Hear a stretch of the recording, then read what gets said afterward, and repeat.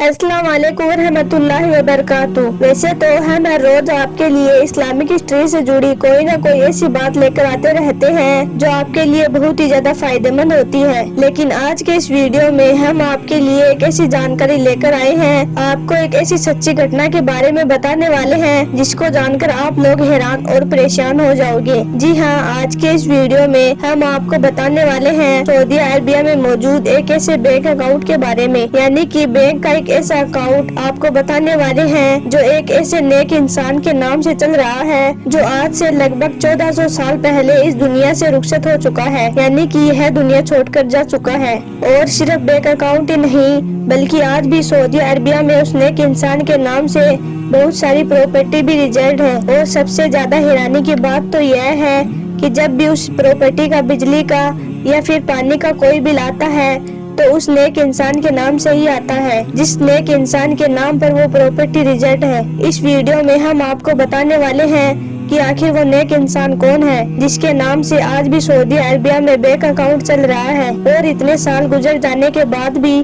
आज उसके नाम से बिजली और पानी का बिल आ रहा है। और साथ में हम आपको बैंक अकाउंट की पूरी डिटेल देने वाले हैं कि आखिर वो बैंक अकाउंट कब और कैसे और क्यों शुरू किया गया था। इसीलिए यह वीडियो आपके लिए बहुत खास है, आप इसको आखिर तक जरूर देखें और मेहरबानी करके अपने दोस्तों में भी इसे शेयर कर दें ताकि और भी मुसलमानों तक यह जानकारी पहुंच सके। तो चलिए शुरू करते हैं। यह वाकया शुरू होता है तकरीबन 622 ईस्वी से। यह उस वक़्त की बात है जब सऊदी अरब के मक्का शहर में मुसलमानों को हद से ज्यादा परेशान किया जा रहा था। उन पर जब जुल्म हद से ज्यादा बढ़ गए थे, उस वक़्त इस्लाम के आखिरी पैगंबर हजरत मोहम्मद सल्लल्लाहु अलैहि वसल्लम के हुक्म पर मक्का में रहने वाले मुसलमानों ने अमन और सुकून की तलाश में मदीना की तरफ हिजरत की, यानी कि मुसलमान मक्का को छोड़कर मदीना शरीफ में रहने के लिए आ गए थे। उस दौर में मदीना शहर में पानी की हद से ज्यादा कमी थी, यानी कि उस दौर में लोगों को पानी के लिए बहुत परेशान होना पड़ता था। पूरे मदीना शहर में सिर्फ एक ही पानी का कुआं था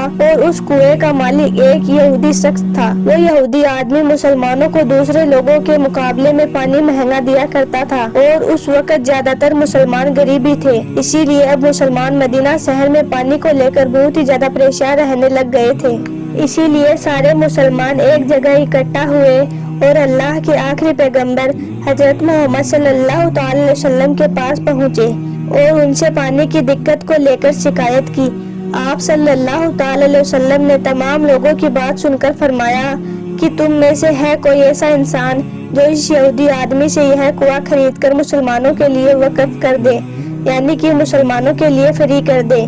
अगर तुम में से कोई ऐसा करेगा तो अल्लाह ताला उसे जन्नत में चश्मा अता करेगा। यह सुनकर हजरत उस्मान गनी रज़ियल्लाहु ताला अन्हु उठे, जिनकी गिनती सबसे अमीर सहाबियों में की जाती है। वो फौरन अपनी जगह से उठे और उस यहूदी शख्स के पास पहुंच गए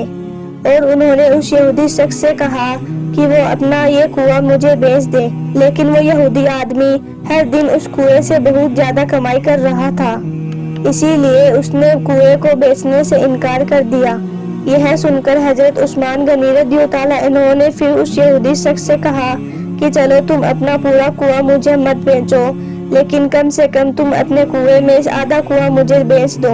यानी कि इस कुएं का एक दिन का पानी तुम्हारा होगा और एक दिन का पानी हमारा होगा। यह सुनकर वो यहूदी शख्स फौरन मान गया और उसने अपना आधा कुआं हजरत उस्मान गनी रज़ियल्लाहु ताला अन्हु के हाथों बेच दिया, क्योंकि वो यहूदी शख्स ये सोच रहा था कि हजरत उस्मान गनी अपना दिन आने पर वो पानी को मुझसे भी ज्यादा कीमत पर बेचेंगे,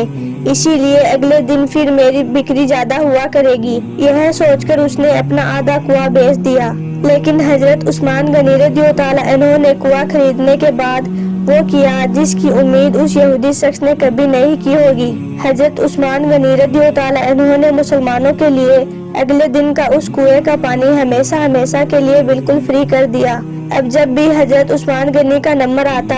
यानी कि कुएं का दिन आता, तो मदीना के सारे लोग उस कुएं से इतना पानी भरकर अपने घर ले जाते थे कि वो पानी उनके लिए अगले दिन के लिए भी काफी हुआ करता था। अब इस तरह से उस यहूदी शख्स की कमाई बिल्कुल जीरो हो चुकी थी, क्योंकि मदीना का कोई भी इंसान अब उसके पास पानी लेने के लिए नहीं जाया करता था। जब उस यहूदी शख्स ने देखा کہ حضرت عثمان غنی رضی اللہ تعالیٰ عنہ کے ایک دن کنواں فری کرنے کی وجہ سے اس کی کنویں سے ہونے والی کمائی ہمیشہ کے لیے ختم ہو گئی ہے، تو یہودی شخص حضرت عثمان غنی رضی اللہ تعالیٰ عنہ سے یہ گزارش کرنے لگا کہ وہ برائے مہربانی اس کا پورا کنواں ہی خرید لے۔ حضرت عثمان غنی رضی اللہ تعالیٰ عنہ نے اس کی ایک درخواست کو قبول کیا اور لگ بھگ 35 ریال میں اس کے اس پورے کنویں کو خرید لیا، اور اس کے بعد اس کنویں کو مدینہ میں رہنے والے ہر عام اور خاص آدمی کے لیے ہمیشہ کے لیے فری کر دیا۔ بتایا جاتا ہے کہ کچھ وقت گزر جانے کے بعد ایک بار حضرت عثمان غنی رضی اللہ تعالیٰ عنہ کی بارگاہ میں مدینہ شریف کا ایک امیر شخص آیا۔ اس نے حضرت عثمان غنی رضی اللہ تعالیٰ عنہ کے سامنے یہ پیشکش کی کہ میں تمہیں اس کنویں کی 2 گنا قیمت دوں گا، تم مجھے یہ کنواں بیچ دو۔ لیکن حضرت عثمان غنی نے اسے جواب دیا کہ مجھے دوسری جگہ سے اس سے بھی زیادہ قیمت مل رہی تھی، لہٰذا میں اس کنویں کو نہیں بیچوں گا۔ اس کے بعد اس شخص نے کہا کہ چلو میں تمہارے اس کنویں کی قیمت 3 گنا زیادہ دوں گا۔ اس پر بھی حضرت عثمان غنی رضی اللہ تعالیٰ عنہ نے جواب دیا کہ مجھے اس سے بھی زیادہ قیمت مل رہی ہے۔ اس کے بعد اس امیر آدمی نے پھر سے حضرت عثمان غنی سے ضد کی اور کہنے لگا کہ میں 4 گنا قیمت زیادہ دوں گا، چلو مجھے اسے بیچ دو۔ لیکن حضرت عثمان غنی نے اس بار بھی وہی جواب دیا کہ مجھے اس سے بھی زیادہ قیمت مل رہی ہے۔ مطلب کہ وہ امیر آدمی بار بار اپنی قیمت بڑھتا چلا گیا اور حضرت عثمان غنی رضی اللہ تعالیٰ عنہ بار بار اسے یہی جواب دیتے رہے۔ آخرکار جب اس امیر آدمی کا صبر ٹوٹ گیا تو اس نے کہا کہ اے عثمان، ذرا مجھے یہ تو بتاؤ کہ آخر وہ کون ہے جو تمہیں تمہارے اس کنویں کی قیمت کا 10 گنا زیادہ دے رہا ہے۔ تو اس پر حضرت عثمان غنی رضی اللہ تعالیٰ عنہ نے فرمایا، یہ شخص وہ میرا رب ہے جو مجھے میری ایک نیکی کے بدلے 10 گنا زیادہ اجر دیتا ہے، یعنی کہ 10 گنا بڑھا کر عطا کرتا ہے۔ اسی لیے اس شخص میں نہیں چاہوں گا کہ میں اسے بیچ کر اپنی نیکیوں کو ختم کر دوں، اس وجہ سے میں اسے کبھی نہیں بیچوں گا۔ اس کے بعد دھیرے دھیرے وقت گزرتا گیا اور یہ کنواں لوگوں کی پیاس بجھاتا رہا۔ اللہ کے پیغمبر حضرت محمد صلی اللہ تعالی علیہ وسلم کے ظاہری طور پر اس دنیا سے چلے جانے کے بعد، یعنی کہ اس دنیا سے رخصت ہونے کے بعد، جب خلافت دور شروع ہوا تو حضرت عثمان غنی رضی اللہ تعالیٰ عنہ کا دور آتے آتے اس کنویں کے آس پاس بہت سارے کھجور کے درخت لگائے جا چکے تھے، یعنی کہ اس کنویں کے پاس کھجور کے پیڑوں کا ایک بہت بڑا باغ بن چکا تھا۔ وقت کے ساتھ ساتھ حکومت اور سلطنت بڑھتی رہی، لیکن یہ کنواں اور کھجور کا باغ ویسے ہی موجود رہا۔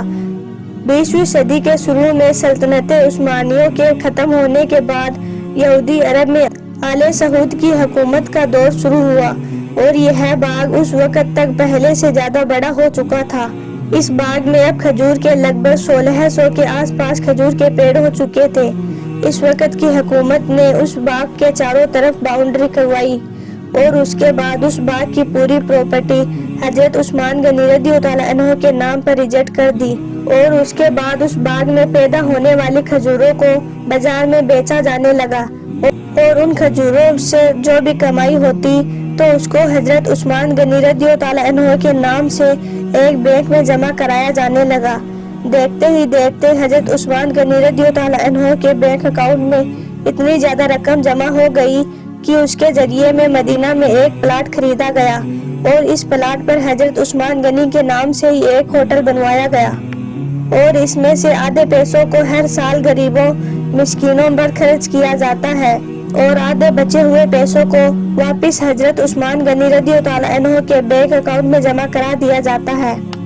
یعنی کہ اب ہم یہ کہہ سکتے ہیں کہ حضرت عثمان غنی رضی اللہ تعالیٰ عنہ کا یہ بینک اکاؤنٹ کبھی بند نہیں ہوگا، کیونکہ ظاہر ہے کہ اس طرح سے یہ آدھی کمائی ہر سال اس سے پہنچتی رہے گی، اور ہر سال اس کے ذریعے سے غریب لوگوں کی مدد بھی ہوتی رہے گی۔ یقیناً حضرت عثمان غنی رضی اللہ تعالیٰ عنہ کو وہ مل گیا جس کی وہ آج سے لگ بھگ 1400 سال پہلے ایک کنویں کو خرید کر امید کی تھی۔